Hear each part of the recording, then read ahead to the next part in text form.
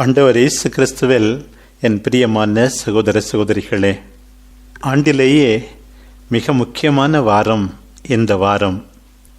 புனித வாரத்தின் திங்கட்கிழமை என்று இன்றைய முதல் வாசகமாக இறைவாக்கினர் எசாயா நூலிலிருந்து வாசிக்க கேட்டோம். 42ஆம் அதிகாரம் 1 முதல் 7 வரையுள்ள இறைவசனங்கள். ஆண்டவரின் ஊழியன் எப்படிப்பட்டவர் என்று இந்த வாரம் 4 பாடல்கள் நமக்கு கொடுக்கப்பட்டிருக்கின்றன. அதில் முதல் பாடல், ஆண்டவரின் ஊழியன் இறைவனால் தேர்ந்து கொள்ளப்பட்டவர், அவரில் அவருடைய நெஞ்சம் பூரிப்படைகின்றது, அவரில் அவருடைய ஆவி தங்குகின்றது. முக்கியமாக ஒன்று, அவர் தேர்ந்து கொள்ளப்பட்டது எதற்காக தெரியுமா? எல்லாருக்கும் நீதி வழங்குவதற்காக. ஆண்டவரால் தேர்ந்து கொள்ளப்பட்ட எல்லாருமே நீதி வழங்க, நீதி செய்ய, நீதியோடு வாழத்தான் அழைக்கப்படுகிறார்கள் என்பதை நாம் மறந்துவிடவே கூடாது. இன்றைய முதல் வாசகத்தில் எத்தனை முறை அந்த நீதியை பற்றி சொல்லப்பட்டிருக்கிறது பாருங்கள். அவர் மக்களினங்களுக்கு நீதி வழங்குவார், அவர் உண்மையாகவே நீதியை நிலைநாட்டுவார். ஆண்டவராகிய நான் நீதியை நிலைநாட்டுமாறு அவரை அழைத்தேன்.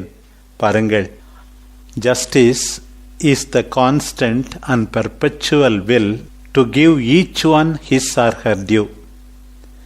கடவுளுக்குரியதை கடவுளுக்கு, செசாருக்குரியதை செசாருக்கு, கணவருக்கு, மனைவிக்கு, பிள்ளைகளுக்கு, பெற்றோருக்கு, உடன்பிறப்புகளுக்கு அவரவருக்கு உரியதை அவரவருக்கு செய்யத்தான் நாம் எல்லாருமே அழைக்கப்படுகிறோம்.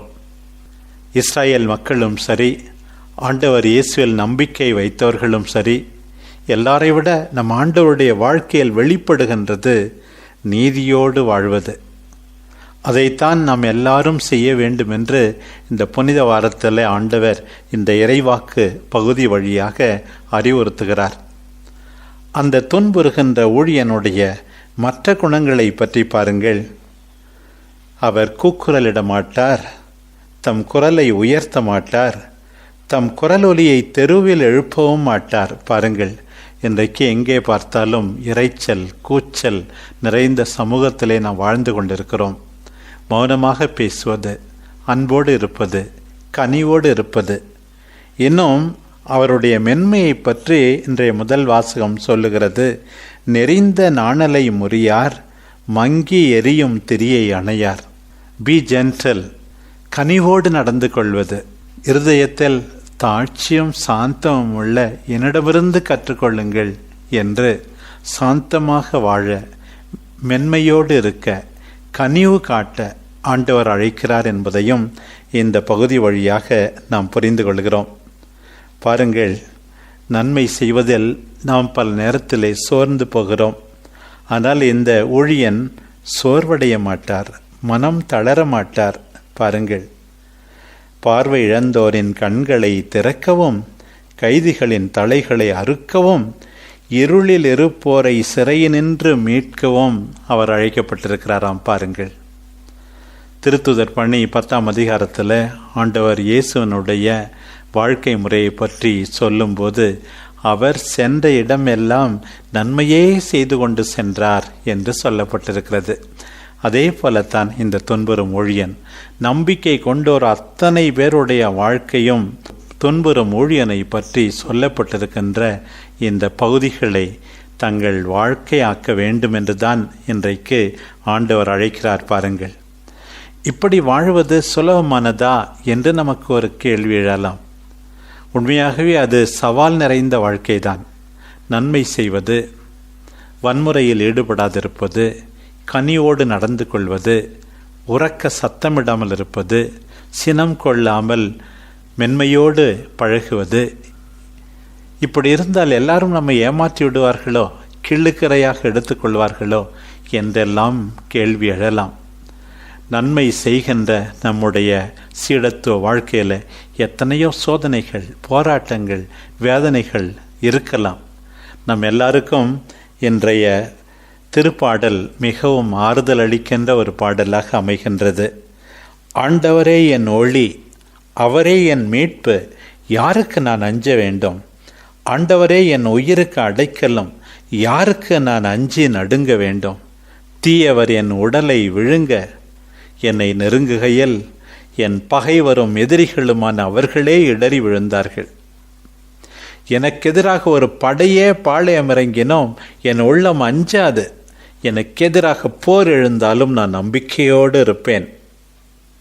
வாழ்வோரின் நாட்டில் ஆண்டவரின் நலன்களை காண்பேன் என்று நான் இன்னும் நம்புகின்றேன்.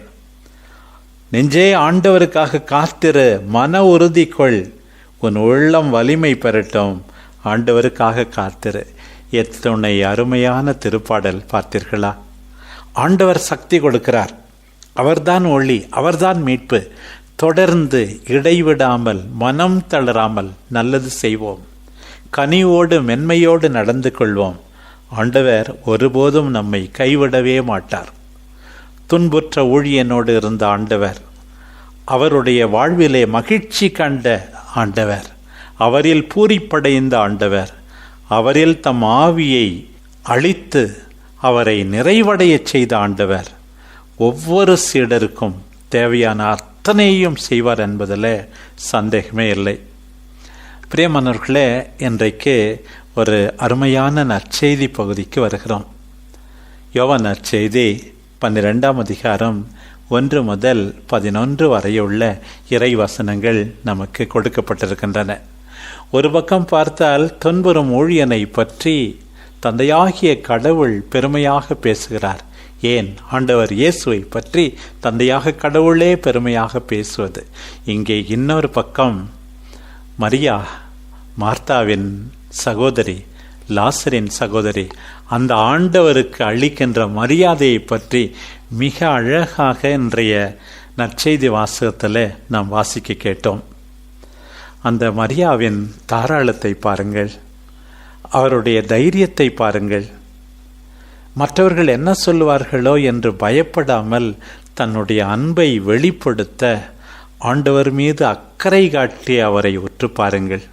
இந்த புனித வாரத்தில் பிரியமானவர்களே, நாம் எல்லாரும் ஒரு விதத்தில் அந்த மரியாவைத்தான் நாம் பின்பற்ற வேண்டும். வாழ்நாளெல்லாம் சேர்த்து வைத்திருந்தது. அந்த நறுமண தைலத்தின் விலை ஓராண்டு சம்பளமாம் பாருங்கள். அந்த அளவு தாராளமாக ஆண்டவருக்கு அதை செலவழிக்க, சிலருடைய சொற்படி வீணாக்க அவருக்கு எப்படி மனசு வந்தது? எல்லாம் அவருடைய அன்புதான் காரணம். எனக்கு என்ன இருக்கிறது? இறந்து போன என் சகோதரனையே ஆண்டவர் கொடுத்தாரே, தன்னுடைய நட்பால் உறவால் எனக்கு நம்பிக்கையை கொடுத்தாரே, புது தெம்பை கொடுத்தாரே. அந்த ஆண்டவருடைய கடைசி நேரத்தில் அவருக்காக நான் செய்ய வேண்டியதெல்லாம், என்னெல்லாம் செய்ய முடியுமோ அதெல்லாம் செய்வேன் என்று தானே அந்த பெண் வருகிறார். Supreme moment of loving devotion to Jesus என்று அவருடைய அந்த அன்பை நாம் சொல்லலாம். இந்த நேரத்தில் நாம் எல்லாரும் பார்க்க வேண்டியது உங்களுக்காகவும் எனக்காகவும் மரித்த ஆண்டவரைத்தான். ஆண்டவர் மீது நம் கண்களை பதிய வைக்க வேண்டும். எல்லா விதமான பராக்குகளையும் விட்டொழிக்க வேண்டும். நாம் அன்பு செய்கின்ற ஒருவர் கூடிய சீக்கிரம் சாக போகின்றார். அவருடைய பக்கத்தில் இருப்பது தானே மிக மிக முக்கியமானது. நம்முடைய அன்பை, அக்கறையை எப்படி அடிக்கடி காட்ட முடியுமோ, எவ்வளவு நேரம் காட்ட முடியுமோ அந்த அளவு தானே நாமும் காட்டத்தானே அழைக்கப்படுகிறோம். பாருங்கள், அதைத்தான் மரியா செய்தார். பணத்தை பெரிதாக கருதவில்லை. யூதாசு அவருடைய அந்த அன்பு செயலை பற்றி எரிச்சல் அடைகின்றார். ஆனால் ஆண்டவர் அவர் சார்பாக பேசுகிறார். அவர் செய்ததில் தவறில்லை. என்னுடைய அடக்கத்தை முன்னிட்டு அவர் என்னை அபிஷேகம் செய்கின்றார் என்று அவருடைய அன்பு செயலை ஏற்றுக்கொள்கின்றார் ஆண்டவர். பிரியமானவர்களே, இந்த புனித வாரத்தில் மரியாவை போல நன்றியோடு மகிழ்வோடு நம்மை அன்பு செய்கின்ற ஆண்டவரோடு உடனிருக்க நாம் எல்லாரும் அழைக்கப்படுகிறோம். அந்த ஆண்டவரை நாம் ஒருபோதுமே மறந்துவிடவே கூடாது.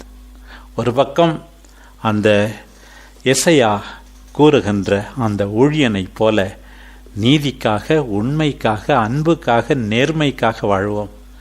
இன்னொரு பக்கம் மரியாவை போல ஆண்டவர் மீது நம் கண்களை பதிய வைத்து தாராளமாக தைரியத்தோடு ஆண்டவரை ஆராதிப்போம், வணங்குவோம், தொடர்ந்து அவர் சாயலில் என்றைக்கும் உலா வருகின்ற தேவையில் இருக்கின்ற நம்முடைய சகோதர சகோதரிகளை உற்று பார்த்து நல்லது செய்வோம். புனித வாரம் உண்மையாகவே நம்மை மேன்மேலும் புனிதத்தில் வளர்க்கட்டும். ஆமேன்.